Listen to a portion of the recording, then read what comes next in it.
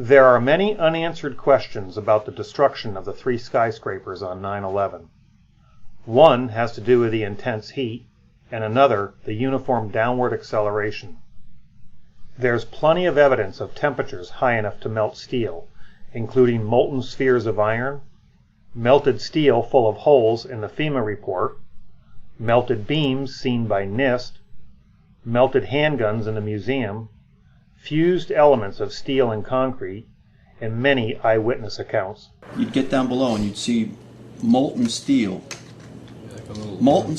running down the channel rails. So the question is, what heat melted that steel? Office fires and jet fuel can't melt steel beams.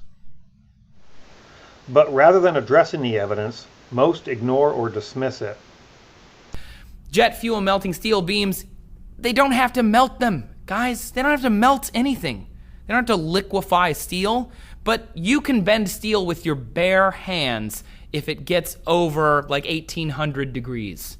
That's not very hot in the realm of, fire, especially when fueled by kerosene from jet fuel. I mean, it can compromise the integrity of any structure. Trust me. He's wrong. The steel did melt. So the question remains, where did the heat come from? And any steel compromise would be up where the fires were, sagging down, but not suddenly exploding outward in a shower of dust.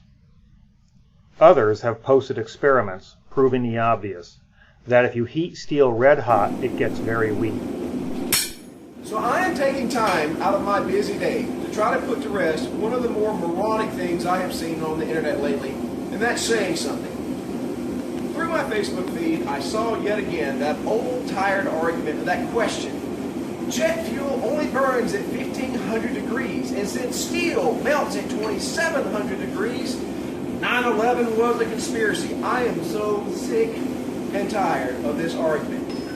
I put this in the oven. Now watch this. I'm going to take my pinky finger, half-inch solid steel.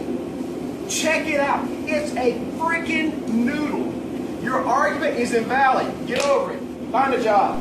Most people, and certainly thousands of architects and engineers, already knew this. So what can we learn from his experiment if we apply it to the towers on 9/11? Well, if all the steel in the tower lobby was red hot, and there was a horizontal force like a strong wind, the towers should have tipped over. But where was the heat? It was way up on the upper floors. The lower floors remained stone cold and very strong as the people evacuated. And how did the towers fall? The upper floors accelerated down into the larger, cold, and stronger structure below. And the only force, we are told, that caused this remarkable motion was downward from gravity alone. But what happened when the blacksmith applied a downward force? It's very hot, but not melted. Obviously, it is not melted. The steel rod didn't accelerate down like the top of the towers. And he's right. Obviously, it's not melted. But that's what the saying, jet fuel can't melt steel beams, is all about. Those fires couldn't have melted that steel. I'm not a blacksmith, but I can heat steel just as hot. Let's conduct a more realistic experiment by heating a rod about where the heat really was in the towers, and see if the top accelerates down by gravity alone.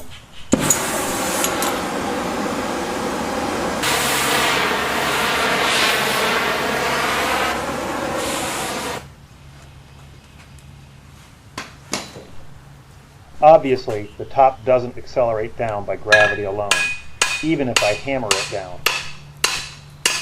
People don't understand the jet fuel meme and think suddenly they alone have solved the problem of the tower's fall. But if you hold this up as a reason for conspiracy, you are an idiot. I might be, but these guys who were there are not. Research and understand the issues, and then try to find any realistic experiment using steel and concrete that demonstrates the destruction of those towers by fire and gravity alone. But you won't, because it's impossible, which is why nobody, no university, no engineers, NIST, FEMA, no one, has been able to provide any real experiment that demonstrates the motions observed, and why none of the official investigations were ever able to address these simple, unanswered questions. And while he may not care, If it was conspiracy, I do not care. some of us do care about all those that were murdered when the towers were intentionally blown up.